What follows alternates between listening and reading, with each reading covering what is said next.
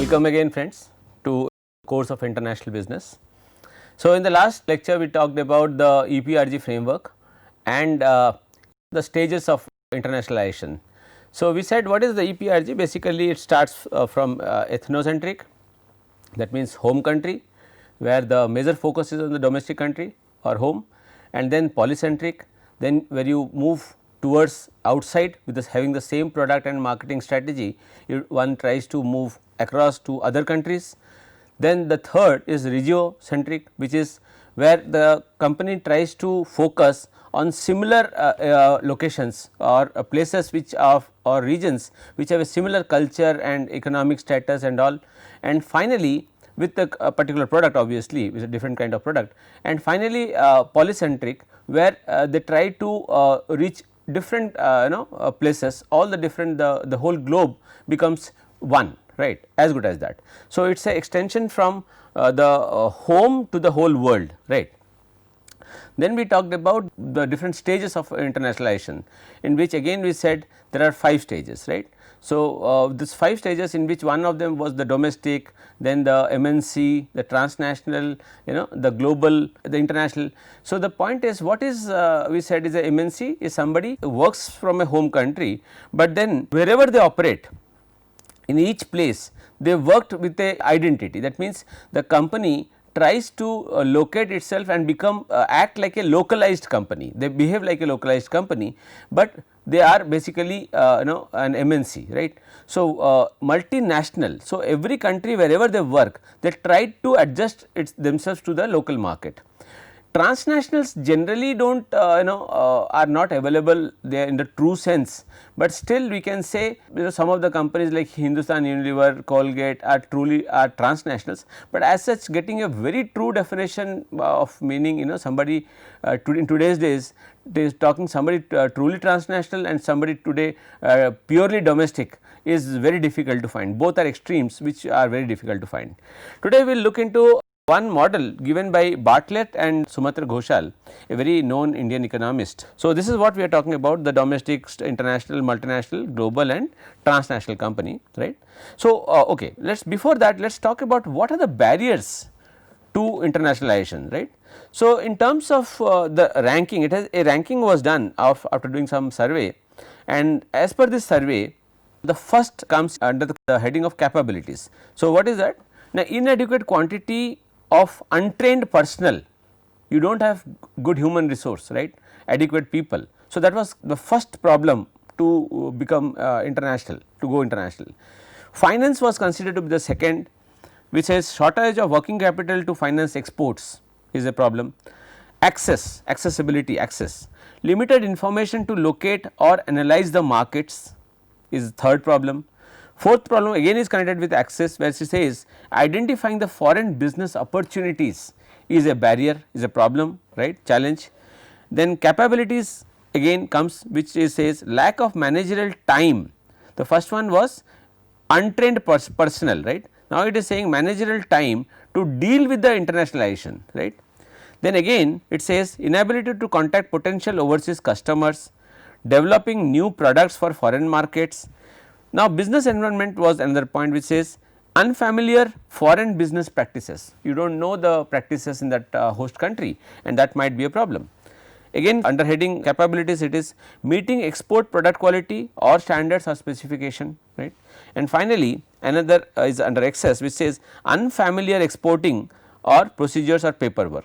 So, these are just few of the this is not all maybe, but then these are few important points. So, this description of the barriers are, if you understand them, it tells what problems will somebody face, some firm face when they are trying to go global or they are trying to internationalize themselves. Okay. So, this Bartlett and Ghoshal method indicates that strategic options for businesses wanting to manage their international operations are based on two pressures, one local responsiveness and global integration. So, the two pressures or forces on firms wanting to compete in international markets, which determine the 4 grids in the box below basically are, let us say. So, what are these 4 grids? The first, look at this side. So, what it is saying? High pressure for global integration, low pressure for global integration. So, the global integration pressure, right. Now, pressure for local responsiveness, low pressure and high pressure for local. So, a company, there are 4 grids now. So, when there is a high pressure for global integration, but there is a low pressure for local responsiveness, then this comes under the global companies category. When there is a high pressure for global integration and high pressure for local responsiveness, it is a transnational company, right. When there is a low pressure for global integration and low pressure for local responsiveness, it is more of an international structure, right, as Sumatra Ghoshal has and Bartlett have said.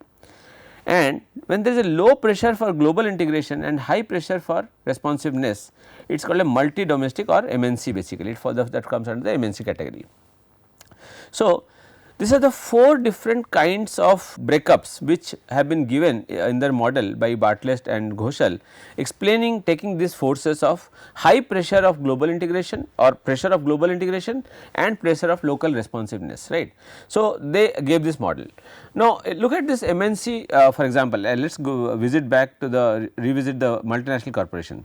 What it is saying? It is a company incorporated in its home country, but it carries out business operations beyond that country in many other countries, host countries, but its head office will be in the home country, and they try to localize themselves.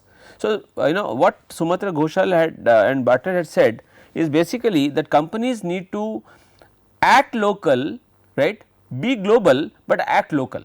So, they were basically focusing on be global, act local. So, you need to have your tentacles, you know, your operations spread up everywhere, but then you need to keep in mind that if you need to be successful, if you want to be successful, you have to be understand the local tastes and preferences and the local needs of the people, the consumers, local consumers needs of the host country, right. Otherwise, no company can ever be successful if they try to you know push their products or their products and services entirely in the same way to a new host country. That might be very dangerous. So, MNCs have managed headquarters in many countries, and but they while they carry out operations in the number of other host countries. Examples have been given, right. Some of the best examples of MNCs, TCS, Tech Mahindra, right, and IBM, Deloitte are some of the examples of MNC in India, right.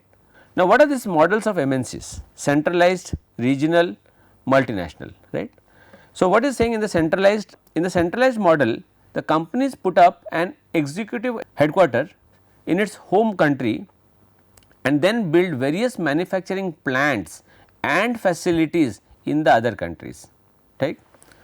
So, its most important advantage is being able to avoid tariffs and import quotas and take advantage of lower production costs. So, you put up a plant or operation in the home country and take advantage of this production costs.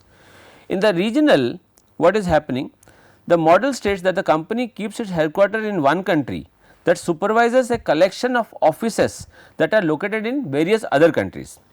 Unlike the centralized model, the regionalized model includes subsidiaries and affiliates that all report to the headquarter, right. So, there is a headquarter and there are regional affiliates, subsidiaries, they would report to the headquarter. In the multinational model, a parent company operates in the home country and puts up subsidiaries in different countries. The difference is that the subsidiaries and affiliates are more independent, that is the only difference. This subsidiaries and affiliates are more independent in comparison to the regional counterparts, right. So, this is the only difference between them. Now, after understanding the different kinds of the stages of the companies and accordingly breaking up into different kinds of companies, let us talk about the economic policy of India. India's economic policy greatly changed in the year 1991, and we saw a transformation in the Indian economy entirely, right, to a very large extent, right. So, what is this new economic policy that happened? It refers to the economic liberalization. We were more of a closed market before 1991, we were of a closed market and we had several issues. For example, before that we had the license Raj permit, you needed licenses for everything which was controlled by some babus or the bureaucrats. So, this used to be a serious factor which used to hinder the growth of business in India, and it was especially very difficult for even the foreign firms. So, what it says is basically it refers to the liberalization or relaxation in the import tariffs deregulation of the markets or opening up the markets for private and foreign players, and reduction of taxes to expand the economic weakness of the country. So, the whole idea of the new economic policy that happened in 1991, when India was really in a very difficult condition at that time, and we were wondering what would happen to India. When this LPG framework came up, the liberalization, privatization and globalization policy that was started by Dr. Manmohan Singh, former Prime Minister. He is considered with the father of the new economic policy of India. So, July 24, 1991 he gave this new economic policy to India, and that was the point where India's growth trajectory was really, it grew at was very high, right. The thrust of the economic policy, new economic policy, has been towards creating a more competitive environment. So, as I said, it was a closed economy, we were not allowing the foreign firms to come freely. So, this all resulted in poor business interests from the foreign firms, right, and as a result the economy was not growing fast. Why fast? Even it was in a very bad state. So, in the economy as a means to improving the productivity and efficiency of the system. So, this new economic policy came. What are the objectives of the new economic policy came? So, at that time I remember Narasimha Rao was the Prime Minister and Manmohan Singh was Finance Minister. The main objective was to plunge Indian economy into the arena of globalization and to give it a new thrust on market orientation. So, first of all what happened was, we wanted to say that India is now open. So, we welcome the other countries and firms from other countries to come to India. That was the first point we said there. The intention was to bring down the rate of inflation, right, because inflation was becoming very high and we needed to curb it. What is inflation? I hope you understand. When the price of the basic commodities rises, so we say the inflation has grown, right. It intended to move towards higher economic growth rate and to build a sufficient foreign exchange. India was suffering from a serious foreign exchange crisis, right, at that time. So, in 1990-91 we had a serious foreign exchange crisis, and the whole objective was to have a economic growth. So, we wanted the economy to run faster and to build sufficient foreign exchange reserves. Otherwise, if there would be no foreign exchange reserves, our imports would be at stake. We cannot buy anything, we cannot get anything from outside, it would be very difficult. It wanted to achieve economic stabilization and to convert the economy into a market economy, market driven economy, by removing all kind of unnecessary restrictions. We had number of unnecessary restrictions. We were I said as a closed economy. So, we had lot of restrictions. You needed a permit, you needed permission from something, this permission, that permission. So, that was all much unnecessary permissions were required. So, I remember there was something called a Note 7 where the foreign company had to had a joint venture with an Indian firm to even make it presence felt in India.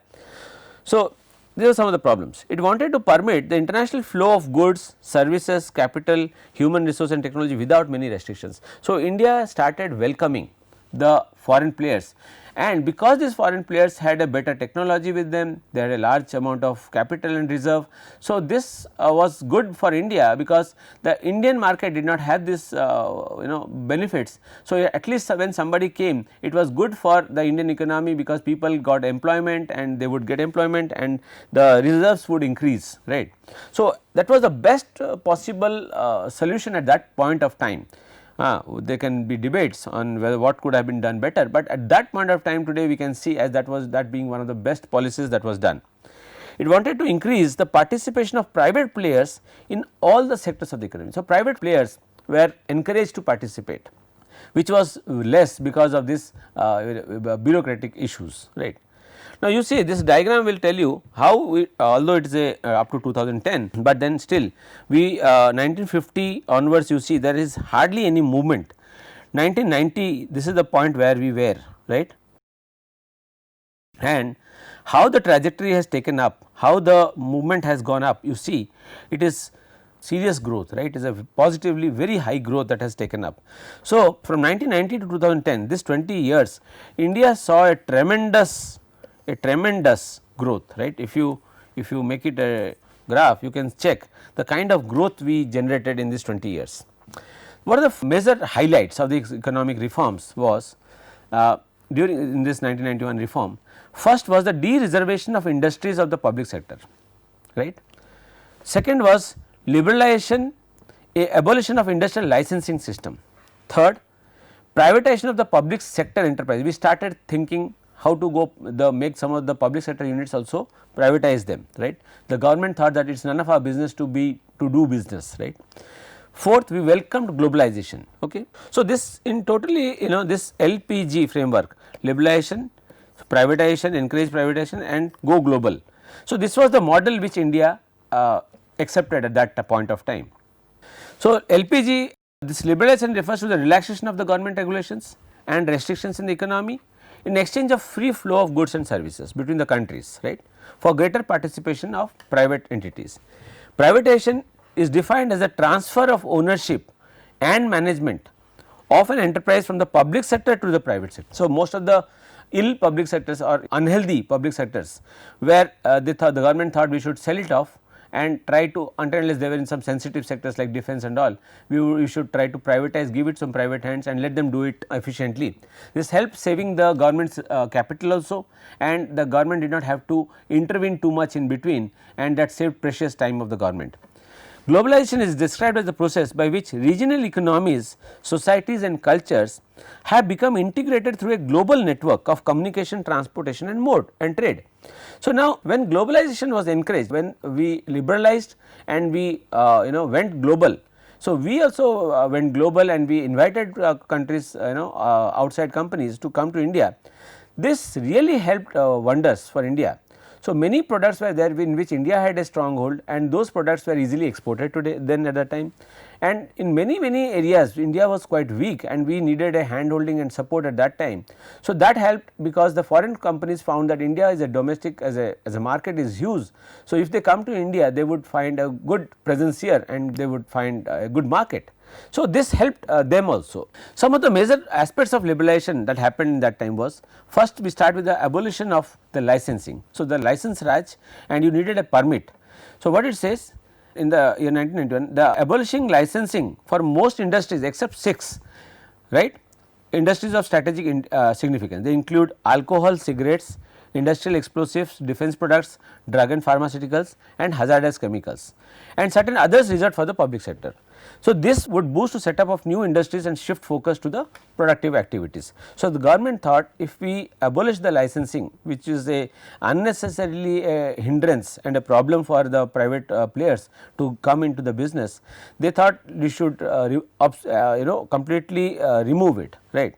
Liberalization of foreign investment. Earlier prior approval was essential by foreign companies, but as I said, but in present situation automatic approvals were given for FDI to flow into the country. So, there was two we have already studied, the government route and the automatic route for FDI inflows.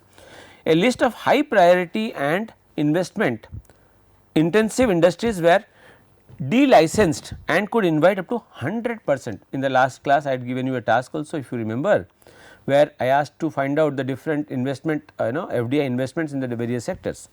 So, in some sectors it is almost 100% and in some others it is like 49%, so somewhere it is 20%. So, that range varies. Okay. FDI including sectors such as hotel and tourism, infra, software development, etc. Use of foreign brand name or trademark was permitted for sale of the goods. So, that also helped boosting the economy. The third point was relaxation of the locational restrictions.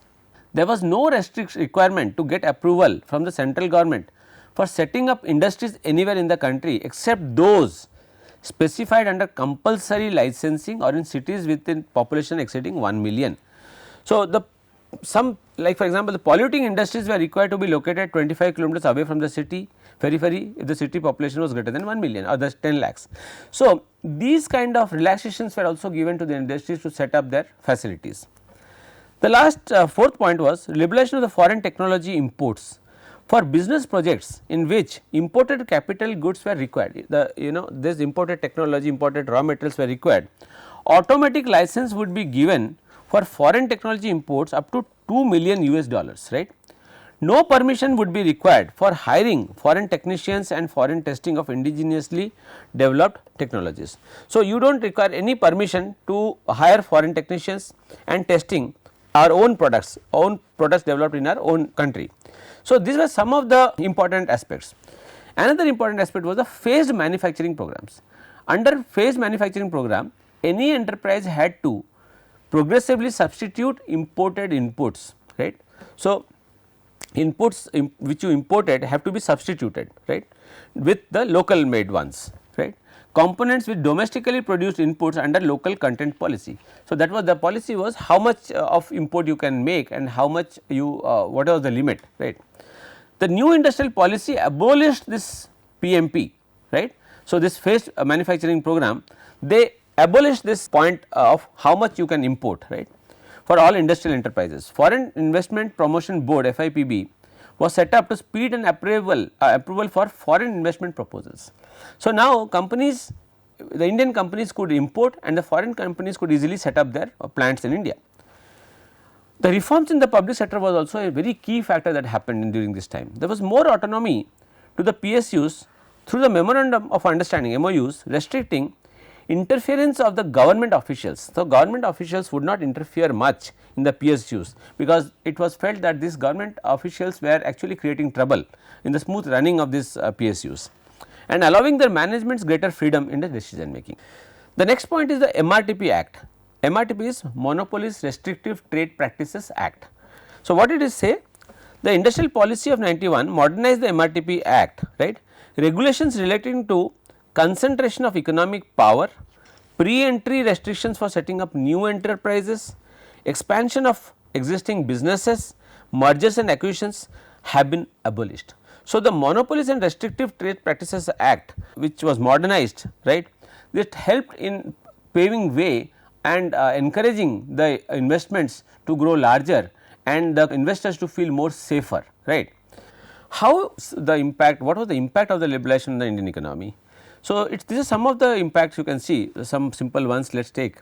So, employment was generated, right, new technology emerged, came to the market, infrastructure expansion happened. We were known as a open market in the world level. So, countries which were not aware, they started looking at India as an opportunity. Our value currency also was more aligned with the world currency, the dollar and the euro, right. There was a growth in GDP, the increased consumption and new lifestyles, there was a change in the Indian market and the consumption adaptation of new lifestyle happened. Competition grew, in fact competition grew, healthy competition grew and increment in the foreign investors. So, more foreign investors started putting in their money into Indian market. So, what was the objective now? What was the objective of privatization? So, first was to improve the financial situation of the government. So, by privatizing the capital was saved for the government and they could use it for better purposes for social development and social causes. Reduce the workload of the PSUs, right. Raise funds from disinvestment. So, you disinvestment means you divest some of the stocks in the foreign company and in the PSUs and raise this money and use it for social causes again. Increase the efficiency of the government organizations, provide better and improved goods and services. So, the market demand was growing, the market expected better products and services. If the domestic players would not do that, the private firms, the international firms, they had stepped in. So, their market's demand started growing immensely and people also, because of this globalization concept, India had started doing well in the IT sector and all slowly. So, there was flow of revenue into India, good flow of revenue and there was a healthy market. So, all these things helped, were the main objectives of privatization.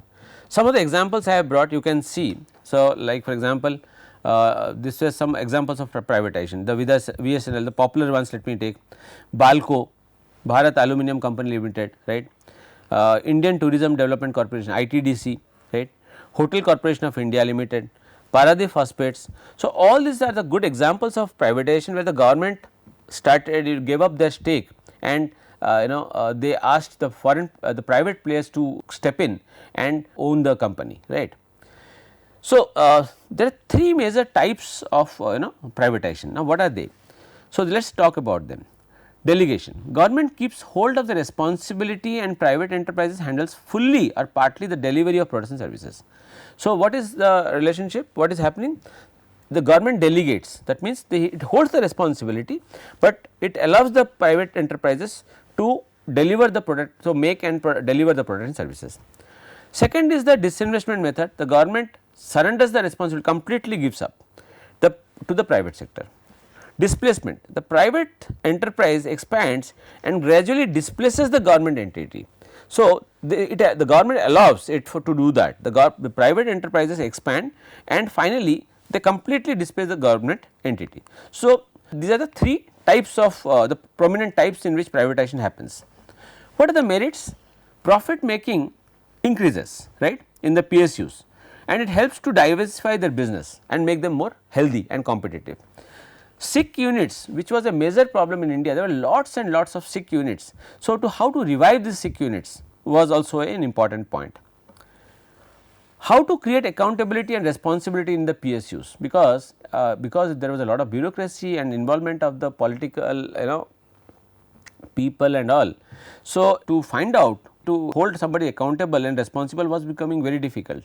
So, the government rightly thought they should come out of it slowly, and that helped the PSUs even. And some of the PSUs, for example, today IOC, ONGC, these companies are doing extremely good, right. BHEL, it will decrease budgetary deficits that results from expenditure on loss making PUs. Privatization facilitates globalization by opening out the economy and increasing its competitiveness in the international market. So, as we became more and more healthy, more and more competitive, our products became better, our services became better. So, we started getting recognition in the international markets, and political interference started going down, right. But there were some demerits of the privatization also. What was it? Sometimes it could lead to monopoly that would increase disparity in the income and wealth. So, this is a criticism against privatization. Private sectors display lack of interest in buying shares of sick or loss making PSUs. They only want to be in there when the PSUs were already doing good, right, or they were not sick, the assets were quite in a healthy shape. Private enterprise aim at maximizing profits and ignoring the needs of the economy. So, this was a fear. Finally, private entrepreneurs will not be interested in long period projects. So, they wanted only short period projects, not long period projects, like for example, for infrastructural development of the country, right. So, they were not interested, which may retard the growth of capital goods industries. So, if the private entrepreneurs will not get involved in these kind of long projects, the government will have to again step in. So, that would again become a difficult thing. Some private sectors lacked experience and expertise in facing foreign competition. So, they have to be again trained, but that is not a big deal, the market was such at that point of time, right. And the last point is the globalization. Concept of globalization, as explained by the IMF, is the growing economic interdependence of countries worldwide through increasing volume and variety of cross border transactions in goods and services of international capital flow, and also through the more rapid and widespread diffusion of technology. So, what it is saying, globalization is helping the countries to join hand and increase the volume and variety of cross border transactions basically. So, but the fear at that time or any time is always whether the markets are ready, whether the country is ready for it. But then too much of thinking also may not work, because if the whole everybody is doing it and India would have lagged behind, maybe India could not have taken the advantage what it did at that time, and today India's economy is in a much better shape, right. India signed many agreements with the WTO, the World Trade Organization, affirming its commitment to liberalize trades such as TRIPS, trade related intellectual property rights. So, these are the problems. If you do not treat it properly, foreign investors would be scared. TRIMS, trade related investment measures, and agreement on agriculture. What steps was taken for globalization? First, reduction in tariffs. The customs duty and tariffs imposed on the imports and exports were reduced gradually to make the Indian economy attractive to the global investors. This was the first thing that the government did. Long term trade policy, as we said, you need to, private players have to come into that long term trade projects, long term projects. Trade policy was enforced for longer duration, okay, because short term trade policies are not going to benefit much. Increase in equity limit of foreign investment. Equity limit of foreign investment has been raised by the government specific sectors in 47% in high priority industries. FDI to the extent of 100% has been allowed without any restriction in many areas today. Partial convertibility of the Indian currency. Partial convertibility can be explained as to convert Indian currency in the currency of other countries. So, now till date India has not achieved full convertibility, and there is a debate also, should they go for a full convertibility or not. Convertibility of rupee means how much of the money can you convert it into the others currency, right, in dollars or any other currency. So, what it is saying is, under the partial convertibility of rupee, a dispensation of 40% of the foreign exchange had to be surrendered to the RBI at the official rate and balance 60% at the market rate. So, this partial convertibility, which was earlier was very less, in fact this moved up to 60% at a market rate.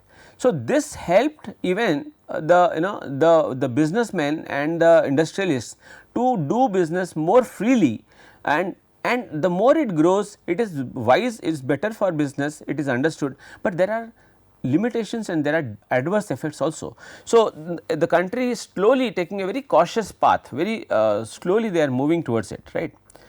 Finally, what are the pros and cons of globalization? The positive effects and the negative effects.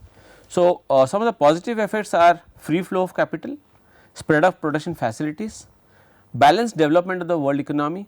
So, there is a balanced development, right, but that is this one is a very criticized point, because some people feel because of globalization there has been more of imbalance rather than balance.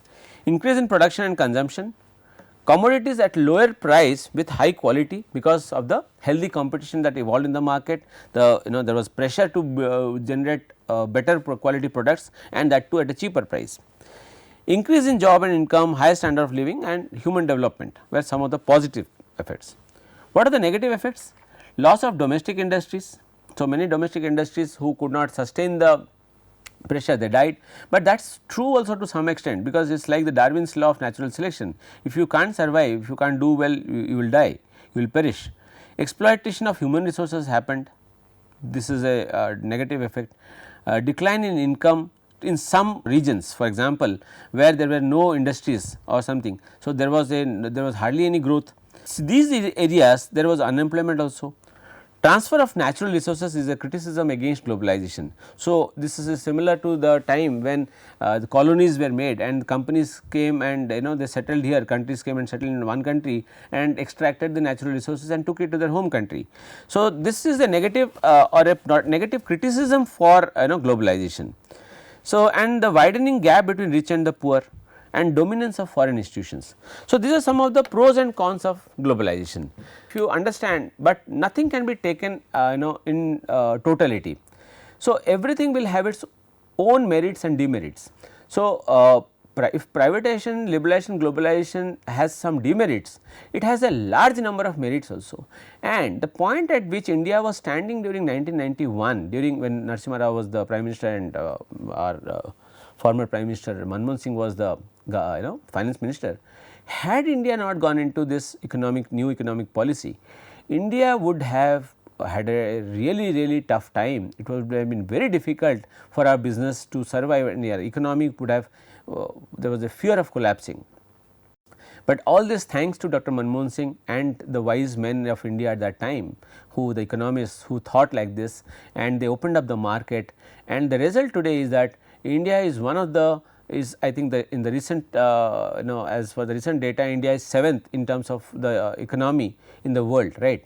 So, so it is a huge market and it has grown up economically very strongly, and the potential that it holds is inviting the other foreign players to come to India. So, international business has really grown up in terms of India and the Indians doing outside. So, as a result, this subject again I would say has got a lot of relevance and importance when it comes to to our country and the timing that we are born in and we are living today. So, there is no doubt that this is a very important subject and everybody needs to understand and study it quite deeply, right. So, this is all I have for today. So, we will discuss in the next class with we will start with a new fresh topic, and thank you very much.